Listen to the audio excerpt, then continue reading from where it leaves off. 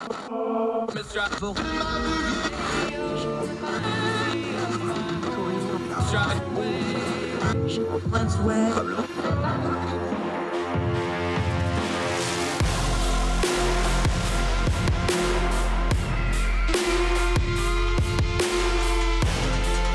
your host, Andrew Donaldson. This is Heard Tell. It's our Tell Show. It's a Thursday. It is May the 5th, the year of our Lord 2022. And we got a whole lot of noise to turn down today of stuff going on in the news cycle. I'm Andrew Donaldson. Thank you so much for joining us with the most precious thing you have, your time. Going to cover a couple different things on today's program. We're going to talk about a couple that got married on a plane to Vegas because they couldn't get to Vegas for their quickie wedding. We'll end with that little bit of good news because we got a whole lot of rough news on today's program. Me, avowed Baptist, going to agree with the Pope and praise the Pope, who took up and took issue with Patriarch Kirill, who has become a Vladimir Putin stooge and has been excusing the violence in the war in Ukraine. We'll touch on that in a little bit. Also, our friends over in the UK, the benches of Parliament, the iconic green leather benches in the House of Commons. There was some shenanigans going on. A member of Parliament has resigned because he got caught looking at pornography on his cell phone. Not once, but twice.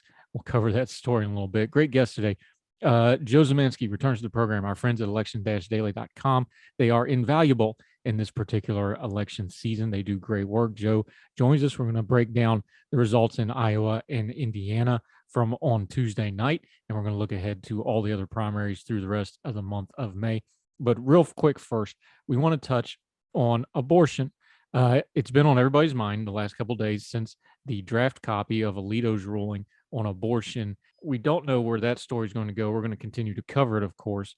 It's amazing how this story goes. Right before I came on to do Heard Tell, I was actually on Times Radio over in London, England, talking to them about it. This story's even being covered over there. But our friends at Punchbowl News, which we highly recommend you sign up for, it is free, their newsletter. Here's some data points. I'm reading from Punchbowl News here, that abortion, no matter how much fundraising it does and how loud it is in our socio-political environment it is, in this particular midterm campaign, it had been a second-tier issue. Listen to this from Punchbowl News.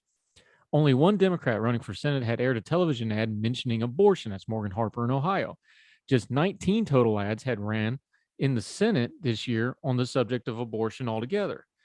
The overwhelming number, 18, were paid for by Republican or conservative groups. When Gallup asked respondents, that's a polling company, what the most important problems facing the U.S., fewer than half of 1% answered it was abortion in December 2021, January 2022, or February 2022. March 2022, that number slipped to zero. It fell clear out of the poll.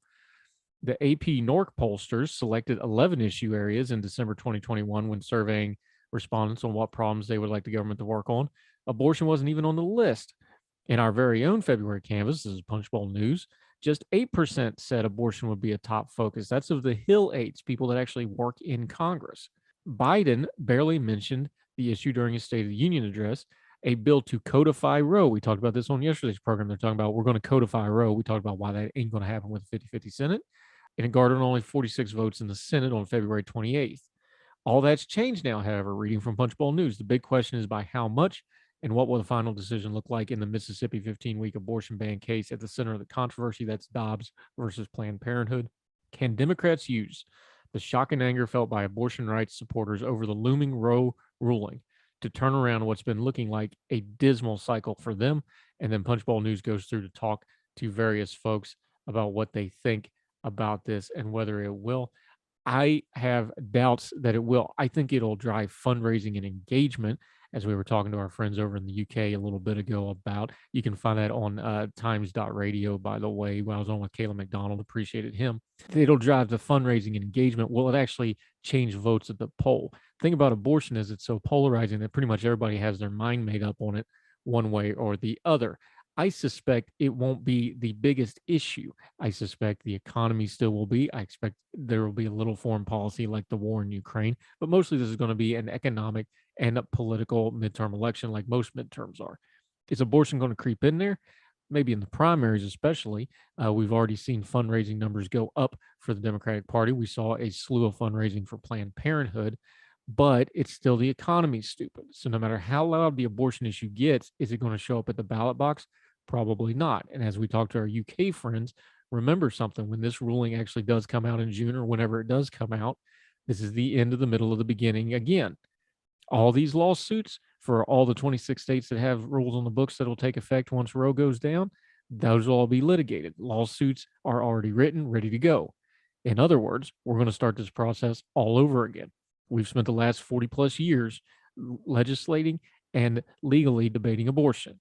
I highly suspect we will spend the next 40 years debating abortion. So keep your powder dry, keep your bearing, and understand that this is going to be a marathon, not a sprint. More Heard Tell right after this.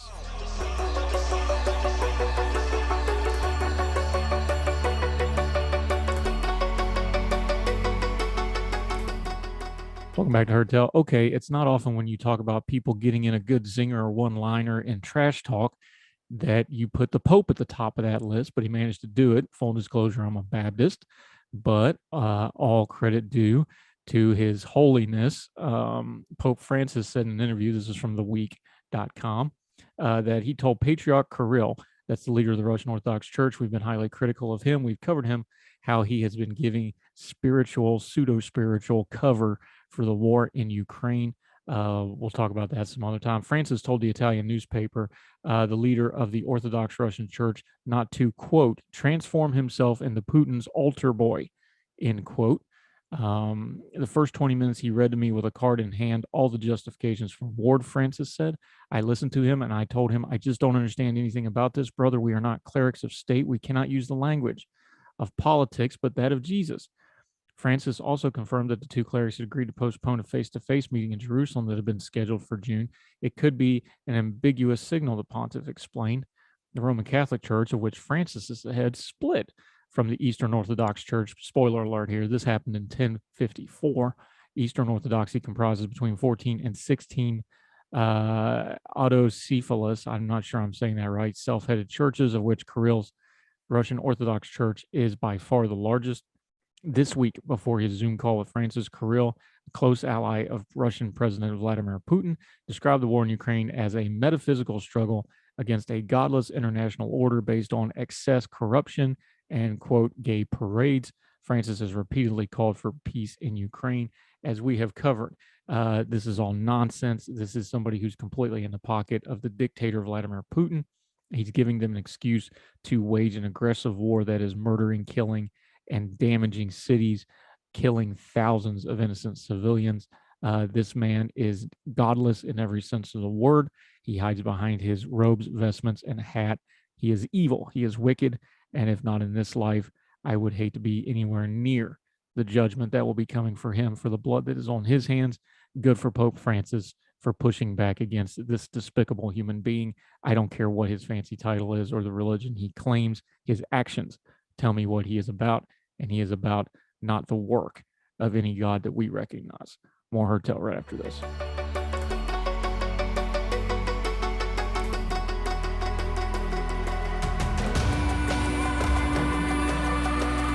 Welcome back to Heard Tell. Okay, he's back, one of our favorites. We lean on these guys, elections-daily.com. We were early adapters to them way back in the day, our friend Eric and company, and this man has been on multiple times on the program. You're going to see him a lot this year, I promise you. They do great work. Joe Zamanski, how are you, sir? I'm doing well, sir. I'm doing well. It's the end of my spring semester here at George Mason. We're just finishing up here. So I'm getting ready to head back home to Pennsylvania.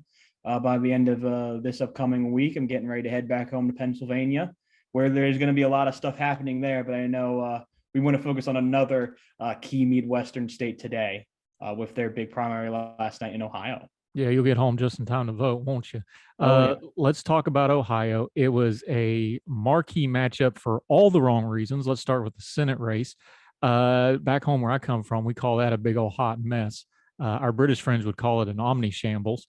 I watched your coverage of it on the YouTube channel. You guys do excellent live feeds on these elections nights. I've gotten to watching you folks and your partnership with Decision Desk. Did I detect a little bit of disappointment there when all of a sudden JD Vance kind of started pulling away at kind of about the 8 o'clock hour or so? Were you surprised that this turned into kind of a comfortable win for him, about a 7-8 point win? I think we had some members of the panel who were more disappointed than others. Personally, I didn't think Vance was the worst of the field personally. I thought some of the comments made by Josh Mandel and, just a lot of the stuff that he was saying to try and gain primary support, I thought would actually hurt him more in a general election than anything JD Vance has said so far. But I was surprised at how comfortable it was becoming. I don't think we expected the election day vote to go that heavily for Vance as it did in a lot of key counties. He overtook Matt Dolan, who ended up finishing third in a lot of counties through election day vote, where Dolan led with the early vote. And then when election day vote started coming in, that's where Vance had overtaken him in a couple of key counties and around the Dayton and Cleveland areas. So I think I was surprised by the margin in the end. I wasn't necessarily surprised in the result. Vance, after the Trump endorsement, had become one of the three favorites. It was pretty clearly, by the end of the week, a three-way race between him, Mandel, and Matt Dolan. And in the end, I think those undecideds that were left, they looked at the Trump endorsement and said, you know what, JD Vance is our guy. I'm going to go in there on election day. I'm going to check his name by the ballot. And, it was a race that was close, but it was, I think, the margin of victory for Vance still shows, I think, the effect of the Trump endorsement, maybe not to the level it used to be, but still shows that effect there and how it can really change a campaign around, especially considering before that endorsement, Vance was pretty clearly languishing around third, fourth place. Yeah, and this one was really clear when I was watching y'all's coverage on elections@daily.com on the YouTube channel. It was really clear cut because, of course, the first returns you get on an election, the way we do things nowadays, is the early voting comes in first, and then you're waiting for the election day stuff, especially the way Ohio had it set up. And it was exactly like you said, just as soon as the election day stuff started coming in, especially Cuyahoga County, which is Cleveland area, as soon as the election day, it was really apparent within 15, 20 minutes, those first 3 or 4 returns, that, oh yeah, the election day had swung to Vance. With credit where it's due, that's got to be the Trump endorsement, because like you said, Vance bounced between third and fourth. He was second a couple times. Gibbons took the lead for a while. Mandel had a lead for a while. Dolan kind of had a late surge in a way. There's just no other way to do this. I don't think JD Vance wins this without that endorsement. No, I think there was a lot of criticism from people who likes who like Trump, and also people who don't like him the whole bunch, but people in my circle who work in both and work in that area who say, Vance was not really running the best campaign until he got the Trump endorsement. A lot of people agree that's where that was really turning around.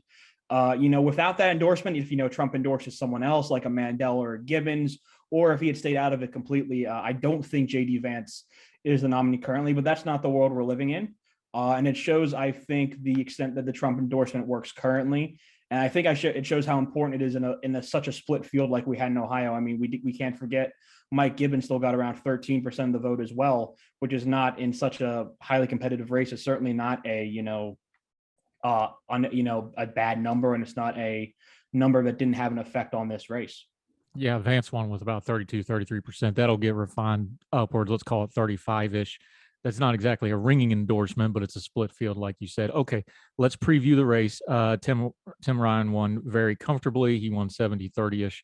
What does that race look like in Ohio? He's trying to moderate. He's trying to do kind of the classic moderate, blue-collar, a little more Youngstown than DC kind of sort of thing for Ohio. How's he going to match up with the new populist nativist JD Vance, who is coming off a big win? You know what? I still think Ohio is going to be one of the hardest states for Democrats to do anything in 2022. It was a state that voted pretty relatively to the right of the nation in 2020, actually. I mean, even though the margin between Trump and Biden was basically the same as it was between Trump and Hillary in 2016, we have to remember the country moved 3 points to the left in terms of nationwide popular vote in 2020 compared to 2016. So Ohio is actually more to the right of the nation in 2020 than it was in 2016. This is just a state that's really become very, very hard for Democrats to win. There's not really expansion in the right areas. Parts of suburban areas, and mostly, especially the exurbs in Ohio, are very, very deep red. You still have some very populous areas like Mahoning, where Youngstown is, and around the Akron and Canton areas that are trending Republican. And these areas do have a lot of people in them. Ohio has truly kind of been the basin of this white working class vote, trending to Republicans, kind of like Iowa has kind of lost its swing state vote, swing state status in the last 2 years to become more of a Republican tinged state compared to 2004, 2008, 2012. So I think it's gonna be really hard. I think Tim Ryan is definitely the best that Democrats could have gotten in terms of that race, but especially with Mike DeWine winning renomination, he's heading up that governor's ticket again. You look at the number in total votes between the two primaries.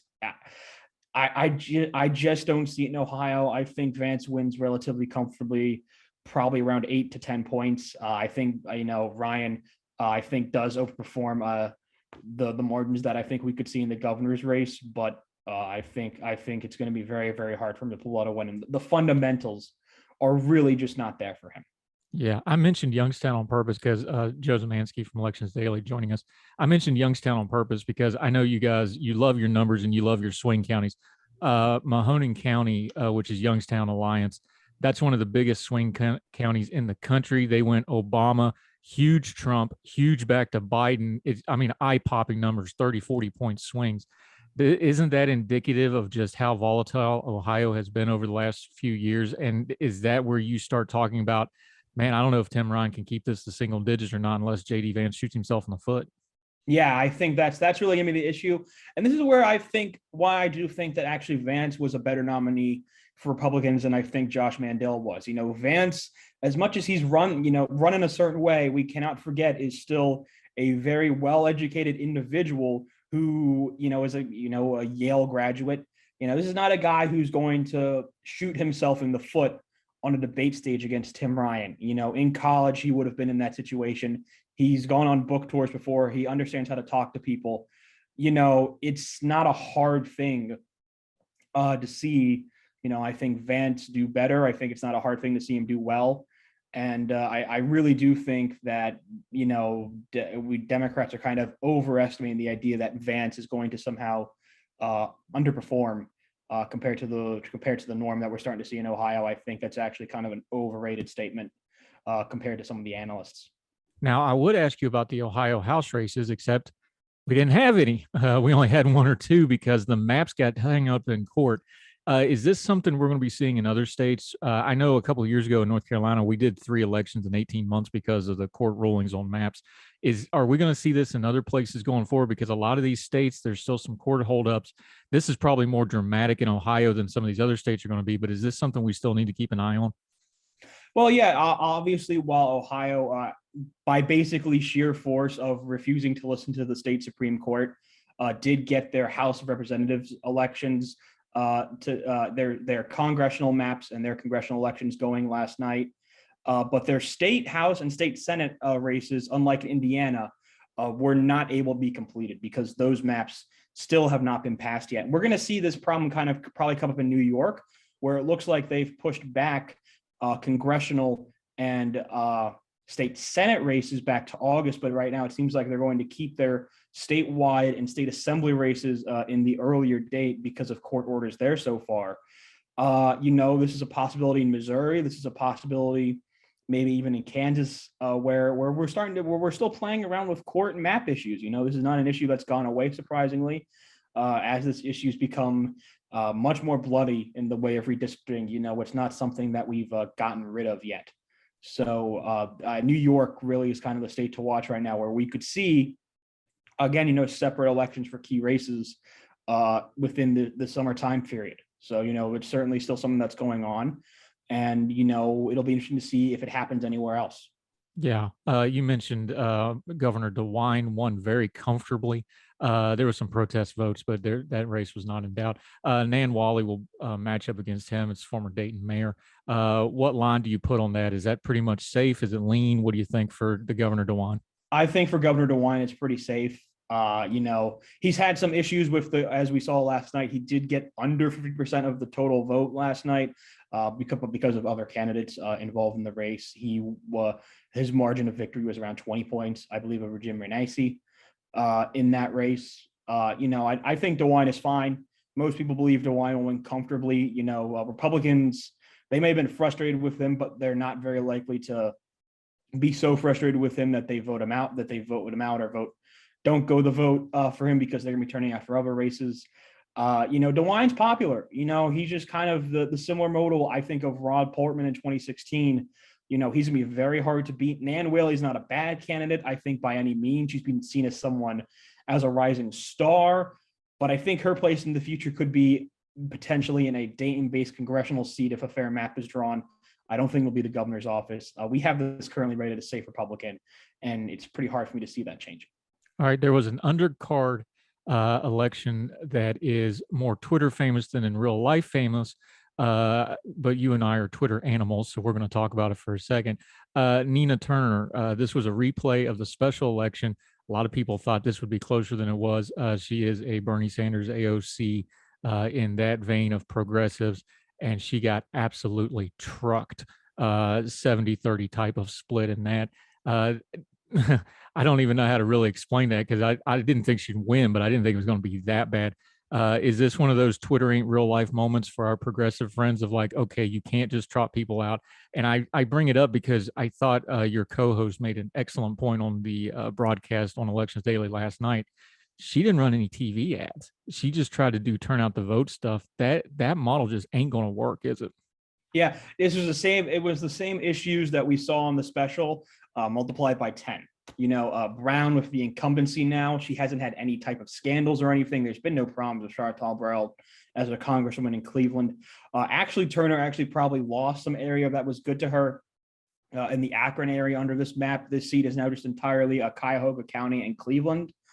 No longer takes in parts of Summit County and Akron. It wasn't a big part, but it was a part that Turner did better in, so she lost some support there. It's not very necessarily easy for me to say that Nina Turner really had a chance. It doesn't seem like she learned it all from her race back in the summer regarding the special election. She was kind of just there, and once again thought, we have this idea among, I think, grassroots that if you just can get out enough of our support and you just knock doors, you're going to be able to win races. That's not really how these things work. You have to get on TV, and you have to get out ads, and you have to get out flyers. If you don't do that, you're not going to see success.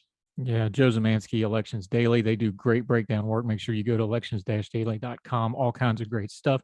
Going to take a quick break. When we come back, these primaries are going to start coming hot and heavy the rest of May. Pretty much every Tuesday, we're going to be doing some voting. We're going to run through those with him. We'll put a bow on Ohio, and neighboring Indiana had a couple interesting tidbits to talk about. More with Joe Zamanski on Heard Tell right after this.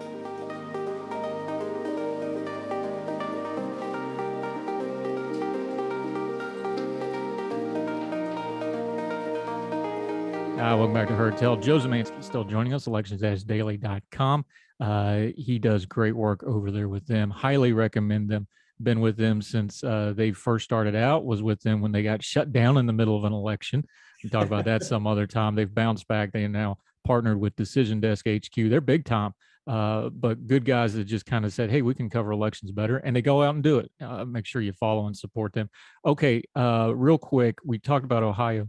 Next door in Indiana, though, there was a couple things. What did you see in Indiana? Is there any notable tidbits we need to grab from there? Really, there were two key Republican primaries in Indiana. One was in Indiana's first district. I'll mention this one first because it was the least close of these two key races. That seat's been drawn. It's only about a Biden +7 seat. We have it rated as leans Democratic right now with incumbent Frank Mervan. Jennifer Ruth Green won the Republican nomination there pretty decisively with over half the vote, I believe. She's a former vet. She's a veteran and Republican activist in the area. She's someone who can definitely put the seat into play for Republicans come 2022 in the House races. Definitely one of probably the best nominee we've seen in what is a right trending seat in this Northwest Indiana, which is one of the more right trending areas of the country. It's going to be really interesting to see how this race shapes out. Ruth Green is expected to get some pretty heavy monetary backing from both the NRCC and other Republican groups. It'll be really fascinating to see how this group goes and how this race goes now that it's between Mervan and Ruth Green as a Republican nominee. But also but the closer race though, and the one that was more interesting, I think, was the Indiana 09 primary. This is a safe Republican seat, but incumbent Congressman Trey Hollingsworth retired this year. He did not run for re-election. So it was basically up between Aaron Houchin, who's a state senator from Indiana, who was endorsed by Elise Stefanik and her PAC, and then Mike Sudrell, who was the former representative from this area when it was much more swingy. He represented this area from 2004 to 2006, and he was endorsed by the Freedom Caucus. But Houchin actually got the victory here by about 10, 11 points, I believe, over Sudrell. This is a safe Republican seat. Houchin is another one of many Republican candidates we've seen, especially female ones, in recent cycles, endorsed by Elise Stefanik and her PAC, that have seen success in primaries. That's a good win for Stefanik, and definitely gets her foot soldier in the caucus for her. Again, Houchin will be a safe RC. Houchin will be elected here almost without any doubt. All right, next up, May the 10th, Nebraska and West Virginia. West Virginia is an interesting one, not just because I'm a West Virginia homer, but because you have a semi-rare incumbent versus incumbent. Because of redistricting, they're losing my home district, the 3rd district. They're going down to just 2 districts. And Nebraska, anything in either of those races that jump out at you? Really, I think there's a key race in each state. Obviously, you mentioned the incumbent versus incumbent race in West Virginia for the new 1st district. That'll be David McKinley versus Alex Mooney. Actually, I believe it's the new 2nd district. Actually, excuse me, they changed the way they did. Second. You're right. They did the numbering. The southmost district, now represented by Carol Miller, is now the 1st, and the 2nd is now the combo of McKinley and Mooney's old districts. This is going to be a fascinating race. Mooney has has positioned himself as the more right-wing candidate. McKinley has positioned himself as the more maybe more establishment candidate. I can't say moderate. David McKinley is definitely not a moderate. One of the big issues that these guys diverge upon is actually the infrastructure bill. McKinley voted for it while Mooney voted against it. This is kind of an interesting race, and it will be very interesting to see kind of how we go through localities and interest in West Virginia. One of the attacks that's been routinely used on Mooney is that he's a carpetbagger.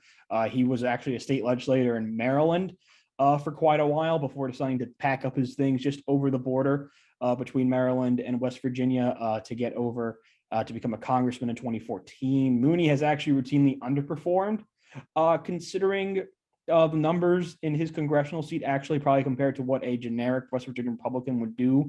But polling so far has been all over the place. Most of it has shown a slight Mooney lead, but we haven't gotten any polling since late winter period in this race. So we're kind of going in a bit blind. I'd say Mooney's probably slightly favored, but if regional interests take hold, I could very easily see McKinley pull this one out narrowly. And then we move over to Nebraska. Incumbent Governor Pete Ricketts, a Republican, is term limited. That means there's going to be a big race, of course, there in the primary for governor. It's kind of between 3 candidates right now. Brett Lidstrom, who's on the more moderate side of the Nebraska GOP. He's been endorsed by moderate Democrats, Bob Christ and Brad Ashford. Ashford has actually now recently passed away, so may he rest in peace. But then there's also a very controversial figure and businessman and big-time Trump donor, Charles Herbster. He was gotten Trump's endorsement. Trump actually recently did a rally for him there in Nebraska. But Herbster has come under tens of over 10 accusations of sexual assault from female members of the Nebraska Senate and Nebraska politics. That's been a problem for him. And then there's Jeff Pillen, who's endorsed by current Governor Ricketts. He's been the leader right now in recent polling, but it's been very narrow between those top 3. So we're kind of flying blind there as well. I don't believe there's been any independent polling of this race from. Mainly Trafalgar's the big one. We'll see if they release a poll of this race or not before next week. But if they don't, we're going to be kind of flying blind with only internals to look at. So it'll be really fascinating to see kind of where this goes.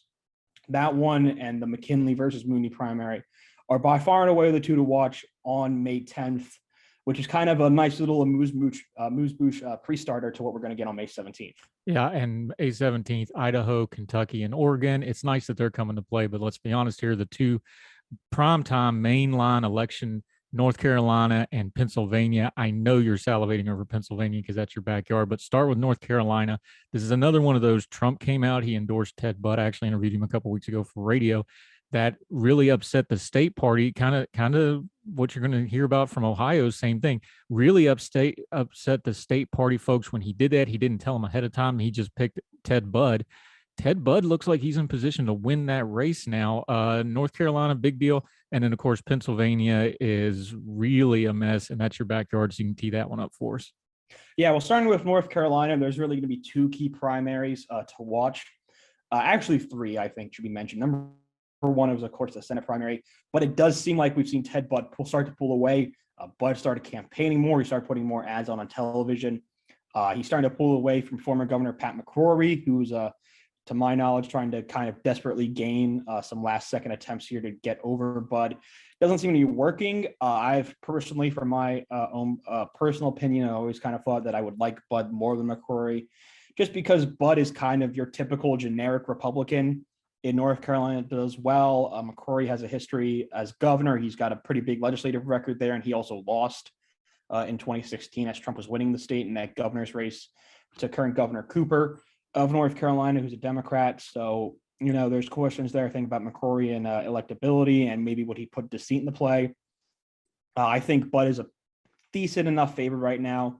I would probably give him 80-20 odds to win this race, quite honestly, barring a shocker.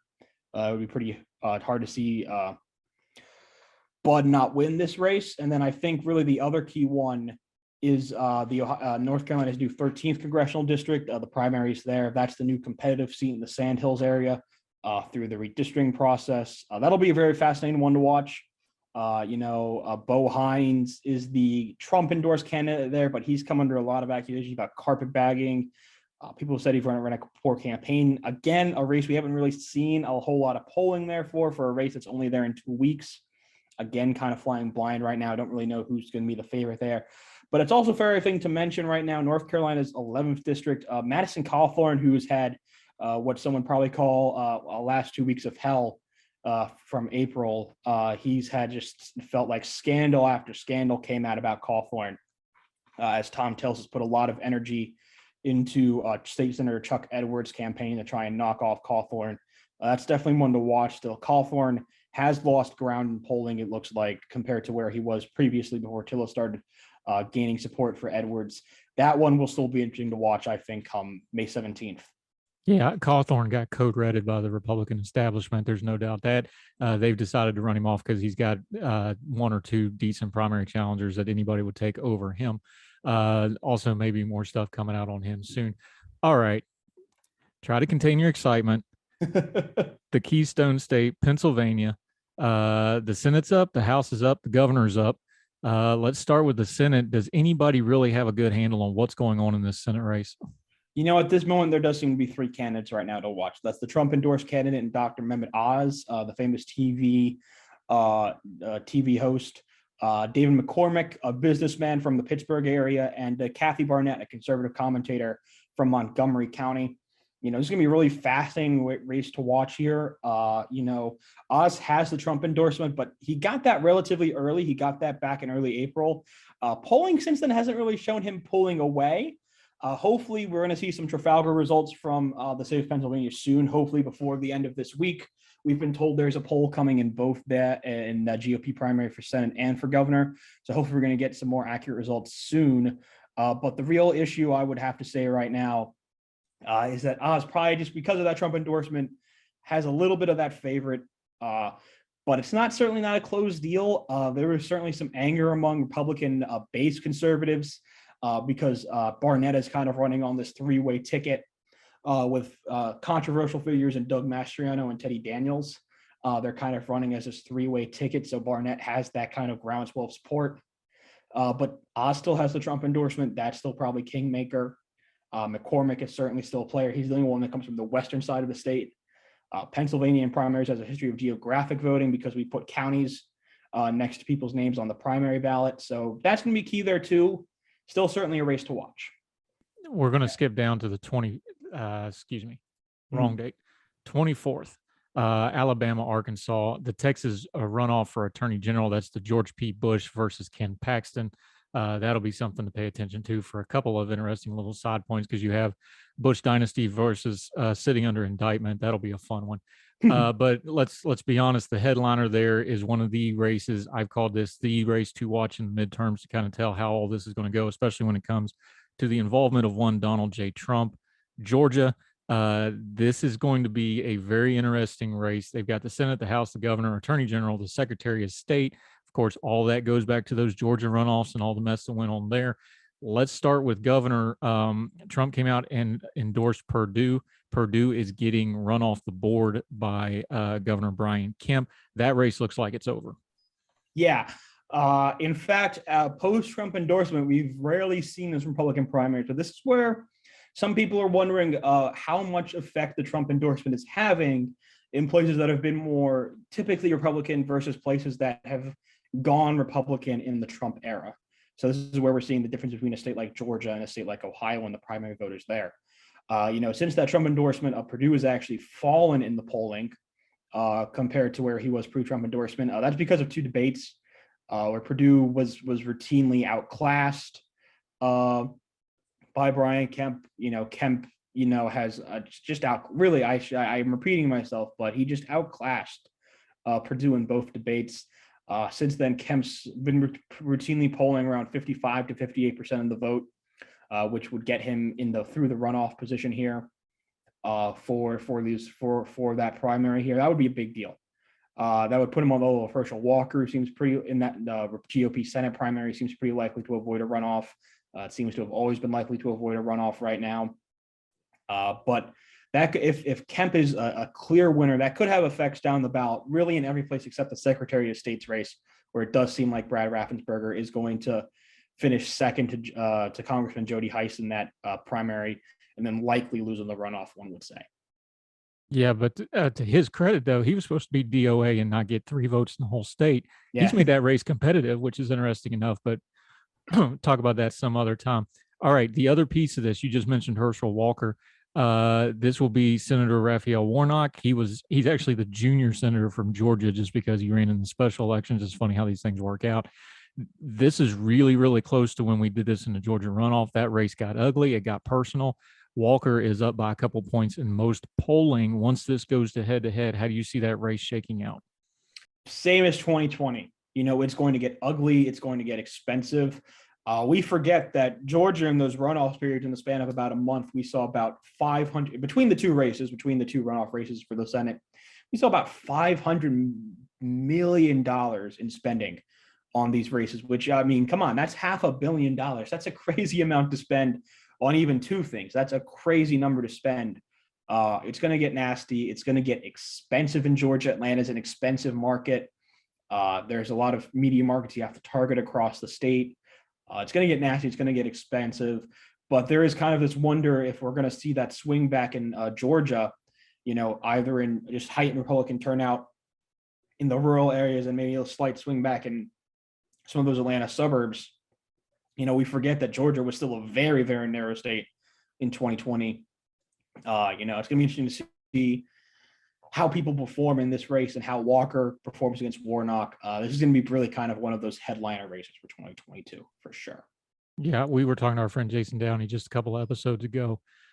He said it is huge for Brian Kemp to get through without doing a runoff. We know him and Abrams too we assume it's going to be close. It's going to be expensive. It's going to be loud. This is going to be a rematch for the ages as far as governor electoral politics go. Do you agree with him? Is it a really, really important deal for him to avoid a runoff here? It causes less time in the primary. You don't have to spend money on a primary anymore. It would be a big deal if Kemp avoids a runoff. That means you run right into the general election. That would give him about 4 months basically to just go head on against Abrams. That's exactly what he wants. And if he's able to do that, that's a big deal and would probably be a minus for Stacey Abrams in her campaign, considering that Kemp is now the incumbent in this potentially our favored year. It would be hard for me to say that Kemp would not really, really enjoy a nice little boost in our regards in terms of how this race is going to go if he is able to avoid a runoff. Abrams versus Kemp, give me a number. Kemp 54, Abrams 46. That wide? I think it could be. All right. Walker and Warnock. Walker 51.5, Warnock 49. That's margin of error, my friend. You sure? Yep. That close. We already talked about Heinz is probably going to get the Secretary of State. If Trump doesn't play nice with Brian Kemp, how would that affect this race? That's a really good question. Because it would be an unprecedented thing, really, to see a former president go very hard against a person who would have won his party's nomination. That would be an unprecedented thing if that were to occur. And I know I hate to say this, but I really don't know how that would go if Trump would, as he's threatened to do many times, just endorse Stacey Abrams because he hates Brian Kemp that much. You wonder who would go for that, and that would really kind of change the effect of things. It would be an unprecedented thing. It would be an unprecedented decision in terms of politics. One where I really do not know how that would go. He doesn't have to endorse her. He just has to go after Kemp. That the same effect. The Georgia runoff effect, and here we go again. I don't know that that's going to happen either. He says he's going to do it, so I think this is going to be the race to watch in the midterms, especially when we start projecting 2024 and how much stroke President Trump's still going to have going forward. We'll see. My friend Joe Zamanski, he does outstanding work. All the folks at election-daily.com. We have him on. We have Sarah Stuck comes on, who does those great history pieces. They've got great stuff over there. Let folks know about elections-daily.com and your social media where they can follow you until we have you back in a couple of weeks, because you're going to be a regular this summer, buddy. We're going to pencil you in right now. You can find us as Andrew's been saying all day at elections-daily.com. That's our website where you can also sign up for a weekly newsletter that gives you all of our articles from the week. But you can find us on social media at elections_daily. All of our YouTube live streams that we do on our YouTube election, also just named Elections Daily, also get live streamed directly to our Twitter account as well if you're more interested in watching us there. So give us a like and a follow, and you can find me personally at Joseph Szymanski, all one word on Twitter. That's where you'll see me post most of my stuff and tweet out my analysis when election day comes around. Yep, he does good work. They do great work. Someday when I'm all grown up, maybe I'll even sneak on one of their live streams with them. We will see. Joe Zamanski, thanks for the insight, buddy. Appreciate it, sir. Thank you, sir. Yes, sir.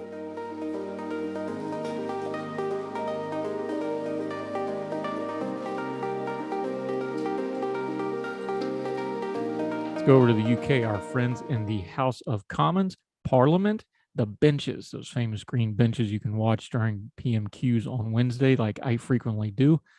There was some drama. A member of Parliament named Neil Parish got himself into some trouble over his phone usage while sitting in those benches. Apparently, he was not paying attention to what was going on because he was watching pornography. Now, originally, this is from Sky News, Mr. Parish initially denied doing it, but then he came forward after admitting he had twice watched pornography in the chamber. He claimed the first time was accidental after looking at tractors online, but the second one was a moment of madness. Let's pause for a second. The tractor one, he said he was looking at combined harvesters, a particular model of combine harvester called the Dominator. He was looking at something that was a different usage of the word Dominator, but we are FCC and family friendly here, so I will leave that to you to figure out on your own. However, he clearly got caught red-handed doing this. Back to Sky News, 65-year-old farmer announced that he would be resigning after recognizing the furor and damage he was causing to his family and constituency. A statement from the Treasury said they had formally appointed Mr. Parish, a conservative, to be a steward and bailiff of the manor of Northstead, a formality allowing the MPs resign from office. The announcement will trigger a by-election for his seat of Tiverton and Honiton, which is in Devon, though no dates have yet been set. They just did local elections, so they'll probably have to figure this one out, I assume. He had been held since 2010 by Mr. Parish, who at the 2019 general election enjoyed a majority of more than 24,000 constituents. This comes after another Tory MP, Imran Ahmed Khan, resigned as an MP for Wakefield after he was found guilty of sexually assaulting a 15-year-old boy. Not a great week in the House of Commons. Folks, be careful with your phone, especially if you're sitting in a place that every inch of it is covered by video cameras. Goodbye, Mr. Parrish. Enjoy your retirement. Welcome back to the farm. Remember to delete your browser history. More Heard Tell right after this.